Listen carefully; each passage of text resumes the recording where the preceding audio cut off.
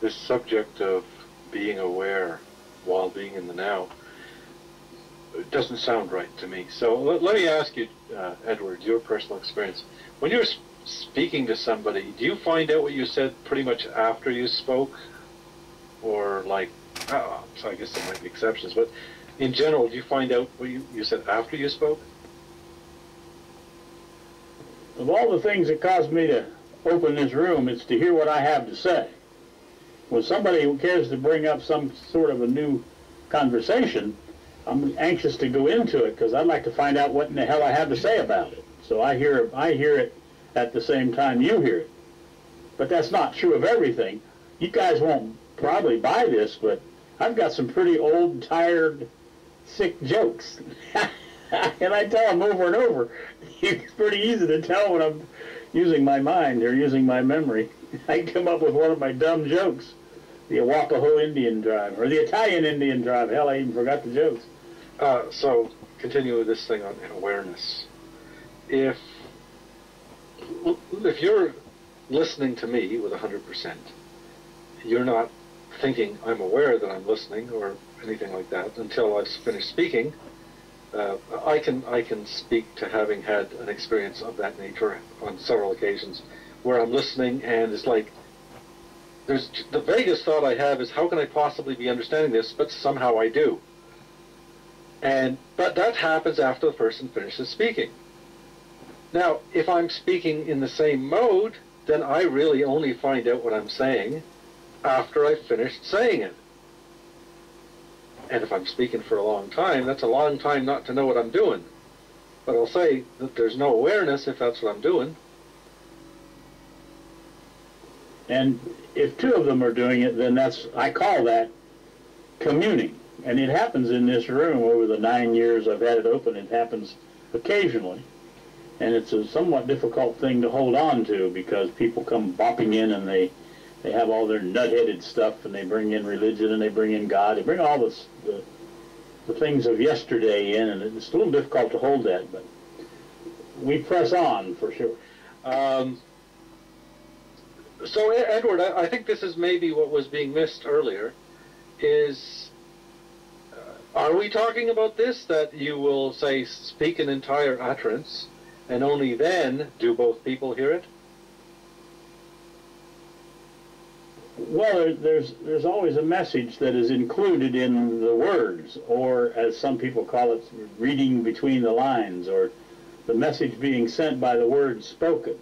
That's the one place that we can, if you will, escape from the trap that thought has us in. But it's almost a forgotten or a long ago ability to move ourselves outside of thought, because we have a tendency to attach ourselves to individual words and then lose the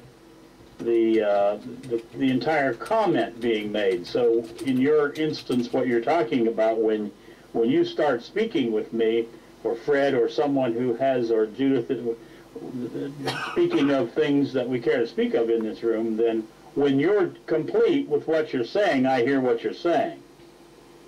If we're talking about a joke, or if we're talking about the weather, or if we're talking about the address where you or I live, or if we're talking about an everyday thing, then each word is listened to. Do you see the distinction?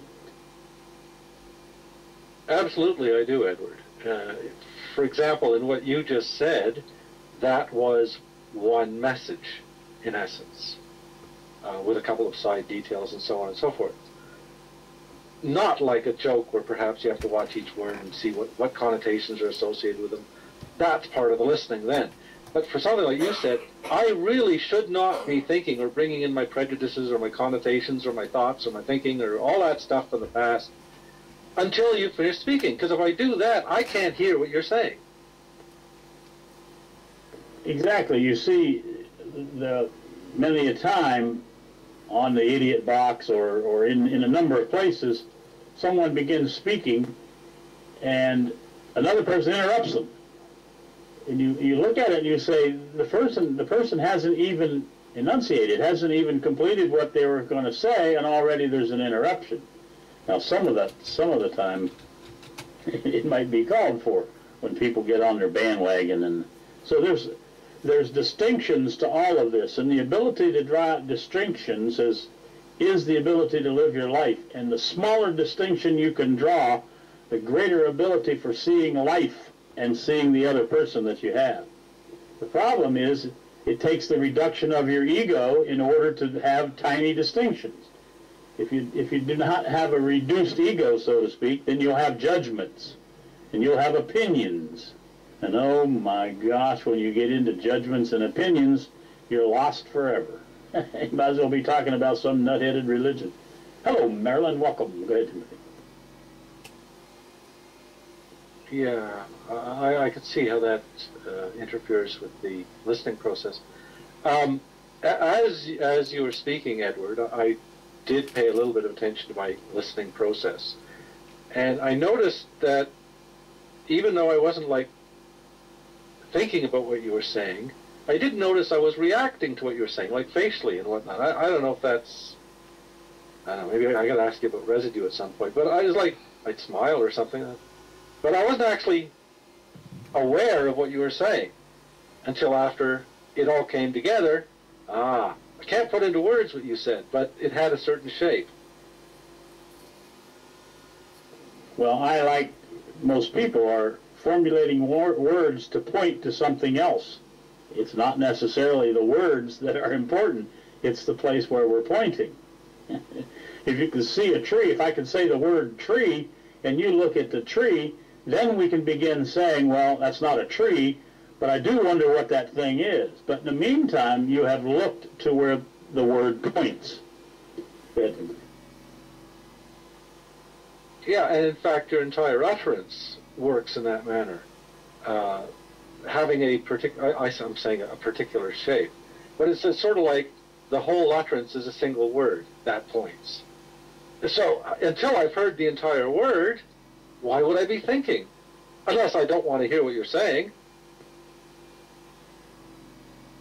Exactly. There was, well, she doesn't come in very often, but there was a person who would come in here and talk, and you could tell that she wasn't listening to anything that I'd say, because the minute I'd start saying something, bip, the hand would go up, and you knew that she was already thinking about it. Yeah, I mean, you're doing the same thing, Timothy, but that's to keep the thread going. Go ahead, Timothy, and then go ahead and wrap it up. Yeah, I know what you're talking about there. All right, thank you, Edward. I'll let the other people go through.